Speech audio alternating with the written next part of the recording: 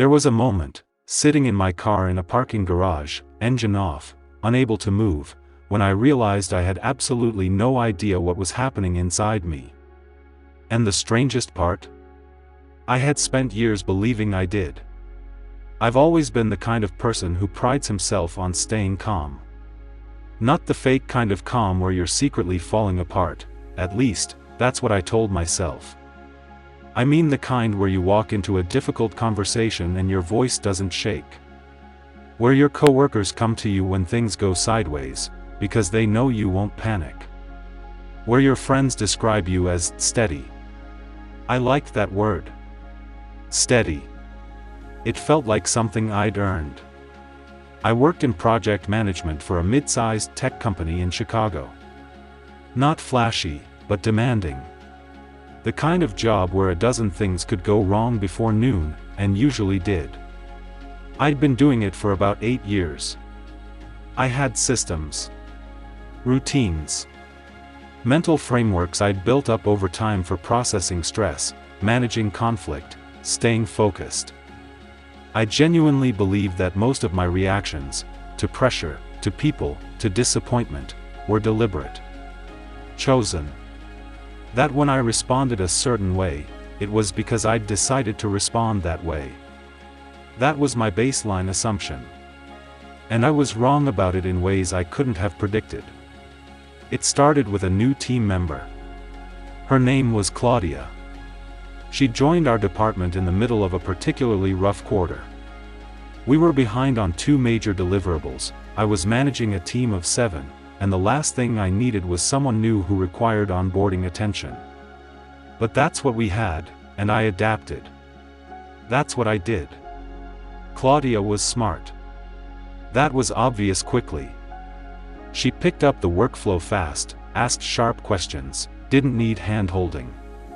On paper, she was exactly what the team needed. And I told myself I was glad she was there. But something started happening that I couldn't quite name. In our weekly team check-ins, whenever Claudia spoke, even when she was making a valid point, I'd feel this faint irritation. Not anger. Nothing that obvious. More like a quiet friction. A slight tightening somewhere I couldn't locate. I remember sitting across the table from her during one meeting and noticing myself paying close attention to her word choices, waiting for something to be wrong.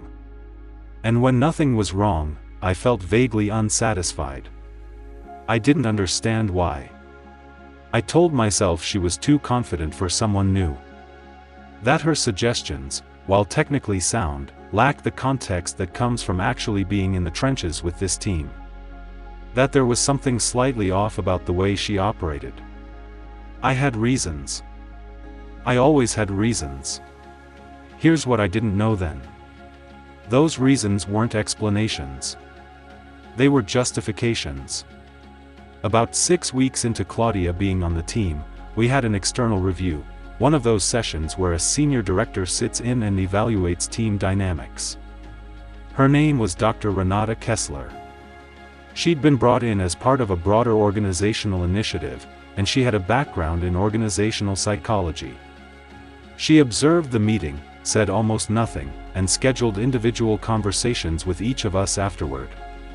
My session with her was 40 minutes. She asked calm, direct questions. How long have you been leading this team? How do you typically handle disagreement? When you feel resistance from a team member, what does that look like internally? That last question landed differently than the others. I gave her an answer I believed was honest. I said I try to identify the source of the resistance and address it practically.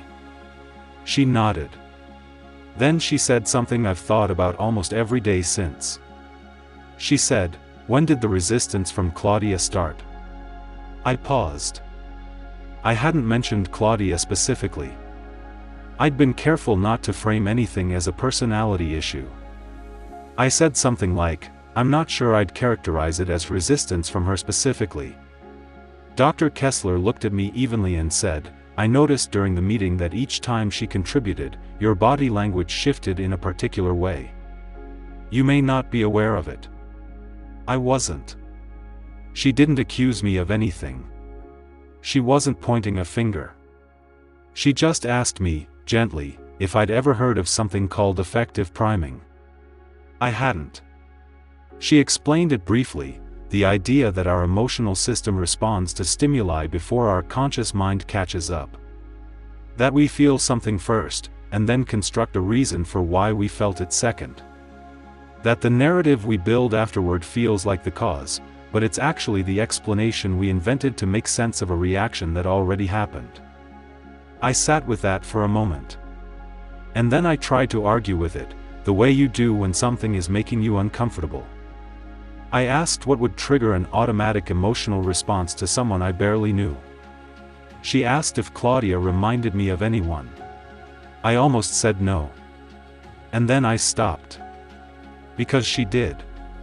Claudia reminded me, in a dozen small ways, of a colleague I'd worked with years ago, someone who had taken credit for a project I'd led, in front of people who mattered. Someone who had been smooth and confident and well-spoken, and who I had trusted before I learned not to. The similarity wasn't obvious. It wasn't the face or the voice. It was something in the cadence.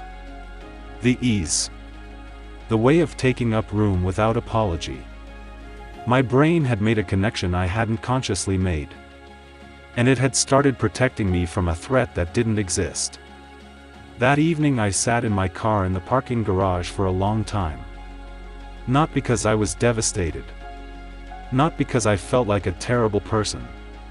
But because I was genuinely trying to reckon with something I had never seriously considered before.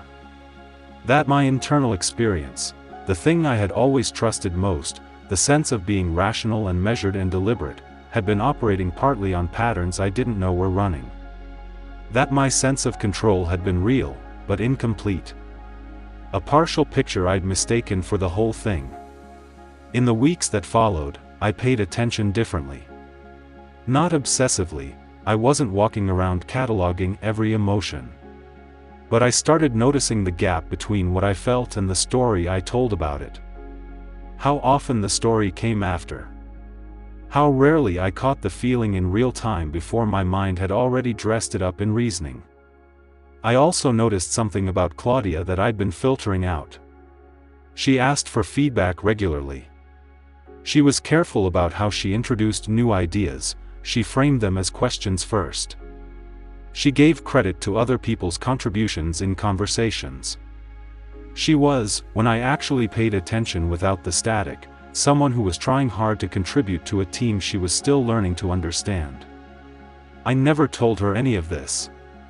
There was no dramatic conversation, no formal apology. What shifted was quieter than that. I started listening differently. I stopped treating my own irritation as evidence of something.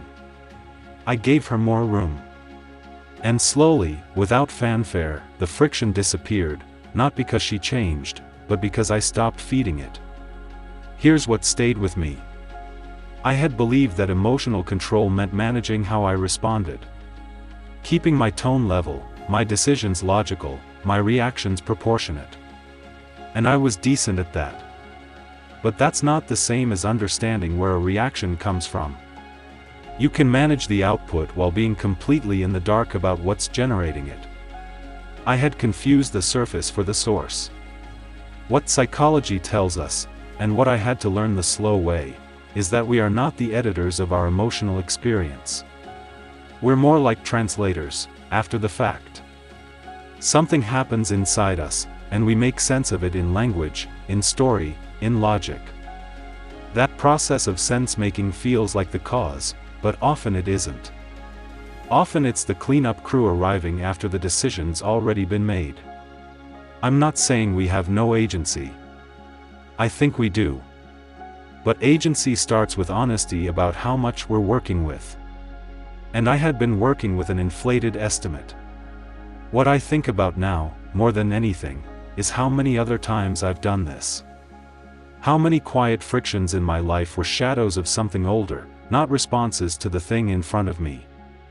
How many people I assessed through a lens I didn't know I was wearing.